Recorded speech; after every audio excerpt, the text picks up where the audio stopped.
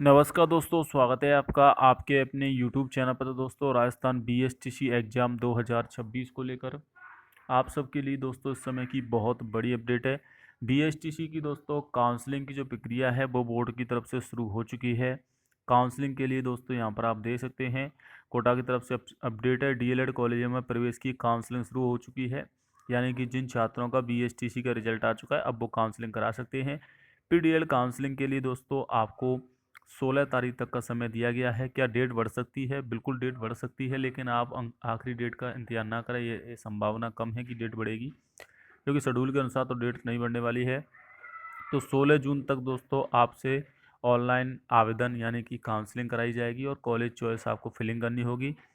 Counselling कार्यक्रम के बाद पहली लिस्ट 20 जून को आएगी। तो पहली लिस्ट में क्या कट ऑफ रहेगी उसके बारे में बात कर लेता हूँ। तो दोस्तों चलिए यहाँ पर मैं आपको पहली लिस्ट की कट ऑफ एक बार दिखा देता हूँ क्या कट ऑफ रहने वाली है।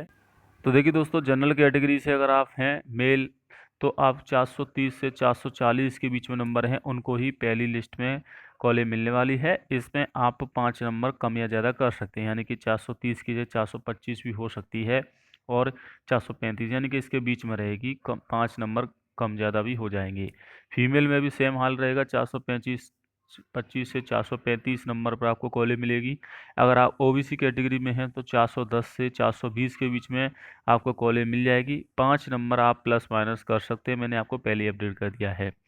इसी प्रकार से अगर आप फीमेल हैं ओबीसी कैटेगरी से तो 405 से 415 आपकी कट ऑफ रहेगी। पहली लिस्ट की कट ऑफ हाई जाती है। ईडब्ल्यूएस में 400 से 405 के मध्य कॉलेज मिल जाएगी लड़कों को। लड़कियों में 395 से 400 के बीच। एससी कैटेगरी में 370 से 380 पर कॉलेज मिल जाएगी और फीमेल में 365 से 375। एसटी कैटेगरी में 375 और 365 के बीच में आपकी कट ऑफ रहने वाली है। मेल की फीमेल की 360 से 370। देखिए आपको बता दूं, इस बार लड़कियों की कट ऑफ लगभग समान ही जाने वाली है, क्योंकि इस बार लड़कियों ने ज़्यादा फॉर्म भरा था।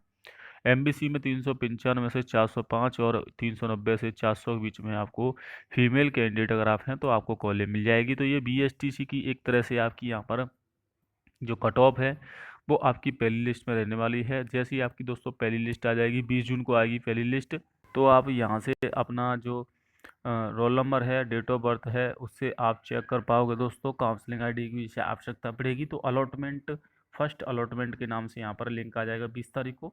देखिए अभी तो दोस्तों 16 तारीख तक आपसे काउंसलिंग फॉर्म भरवाया जाएगा। काउंसलिंग चल रही है। काउंसलिंग आप अच्छे से ही मित्र के द्वारा कराएं। काउंसलिंग कराने के लिए आपको काउंसलिंग आईडी जो आपका रिजल्ट पर लिखी होगी, काउंसलिंग आईडी, रोल नंबर आपको पता ही है, आपका mother name, date of birth और पेमेंट मेथड, क्योंकि आपको पहले 3,000 रुपये पेमेंट करना होगा। 3,000 रुपये पेमेंट करने के बाद आपकी स्लिप आ जाएगी, रजिस्ट्रेशन हो जाएगा। फिर आपको कॉलेज चॉइस भरनी होगी। आप कॉलेज कितनी भी कॉलेज भर सकते हो। कोशिश करें 100 से ऊपर कॉलेज भरें, भले ही आपके कितने भी नंबर हो फिर भी 100 से ऊपर आपको यहाँ पर कॉलेज भरनी होगी, वरना आपको बाद में दिक्कत हो सकती है। आप ये ना सोचें कि कट ऑफ कम चली जाएगी।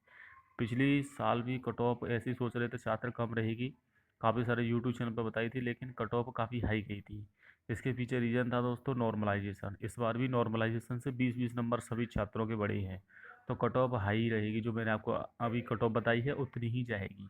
अभी मैं आपको कुछ करने के लिए बोल दूं कि 380 रहेगी, 360 रहेगी ओबीसी की, तो ऐसा बिल्कुल नहीं है। कट ऑफ जो मैंने एक्चुअल बताई है वही रहेगी, क्योंकि ये 7 साल से ज़्यादा पुराना यूट्यूब चैनल है। बिल्कुल सटीक जानकारी आपको दूंगा।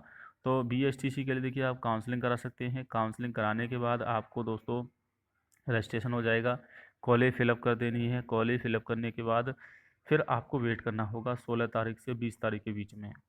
तो फिर आपकी 20 तारीख को आएगी पहली लिस्ट, और पहली लिस्ट जैसे ही दोस्तों बोर्ड की तरफ से जारी की जाएगी तो उसके बाद आपकी रिपोर्टिंग प्रक्रिया चलेगी। अब रिपोर्टिंग में आपको कौन कौन से डॉक्यूमेंट चाहिए, डॉक्यूमेंट को लेकर काफ़ी सारे स्टूडेंट के मेरे पास कमेंट आ रहे थे। तो देखिए डॉक्यूमेंट अभी नहीं चाहिए, 20 तारीख के बाद चाहिए। तो जैसे ही आपको कॉलेज मिल जाएगी, यहाँ पर आप देख सकते हैं, तो फिर आपको रिपोर्टिंग करानी होगी। जो रिपोर्टिंग क्या होती है कि कॉलेज में आपको एक तो बाकी की जो 13,555 रुपये फीस है वो जमा करानी होगी। 3,000 रुपये आपने जो काउंसलिंग के सामान जमा किए थे वो आपकी फ़ीस में ही ऐड हो जाएंगे। तो इस प्रकार से फर्स्ट ईयर की फ़ीस रहती है 16,555 रुपये।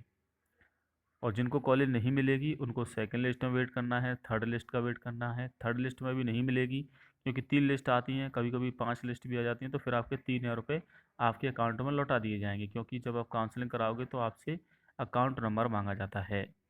तो यहाँ पर दोस्तों आपको पहले आपको जो अपनी बेसिक डिटेल है वो भरने के बाद रिपोर्टिंग के लिए प्रोसेस करना होगा। उसके बाद आपको फिर से 13,555 रुपये ऑनलाइन जमा करानी होगी फीस। जैसे अभी आप 3,000 रुपये जमा कराओगे काउंसलिंग के समय, फिर आपको 13,555 रुपये जमा कराने होंगे। उसके बाद आपको फिर आपको डॉक्यूमेंट का ऑप्शन आएगा। फिर आपको 13,555 रुपये जमा कराने के बाद आपको डॉक्यूमेंट सबमिट करने होंगे ऑनलाइन, और उनकी कॉपी एक कॉपी कराकर कॉलेज में जमा करानी होगी। और जो ओरिजिनल डॉक्यूमेंट हैं वो वेरीफाई कराने होंगे कॉलेज में, ओरिजिनल भी लेके जाने हैं और उसकी एक एक कॉपी करा के ले जानी है। कौन कौन से डॉक्यूमेंट हैं? देखिए, कक्षा 10वीं और 12वीं की मार्कशीट, 10वीं 12वीं की मार्कशीट, इनकी एक एक कॉपी आपकी कॉलेज में जमा होगी और ओरिजिनल को वो वेरीफाई करेंगे। इसके अलावा हस्तलिखित स्व घोषणा पत्र, जिसका प्रारूप आधिकारिक वेबसाइट पर है। अब हस्तलिखित स्व घोषणा क्या पत्र क्या होता है, वो इस प्रकार से बनेगा। इस प्रकार से आपका हस्तलिखित स्व घोषणा पत्र बनेगा, शपथ पत्र भी बोल सकते हैं।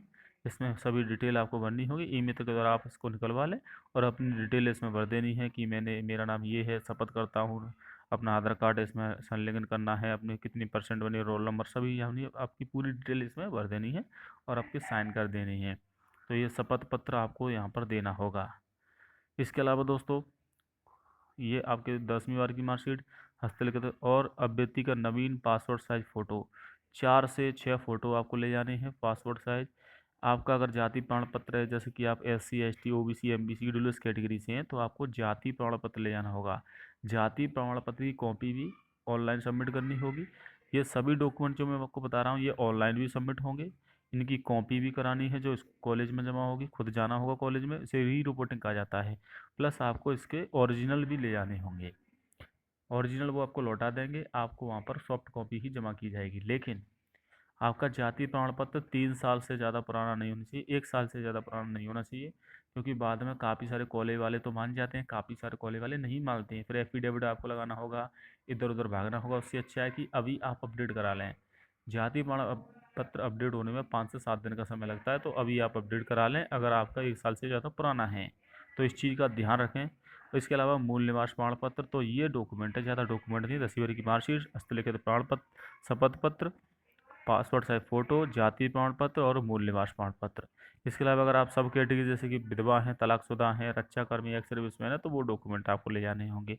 तो ये डॉक्यूमेंट है, ये डॉक्यूमेंट अभ्यर्थी को द्वारा पहले तो ऑनलाइन जमा कराने होंगे, ऑनलाइन स्कैन हो जाएंगे। उसके बाद आपको दस्तावेजों को वेरिफिकेशन के उपरांत कॉलेज में आपका प्रवेश हो जाएगा। तो ये पूरा प्रोसेस रहेगा।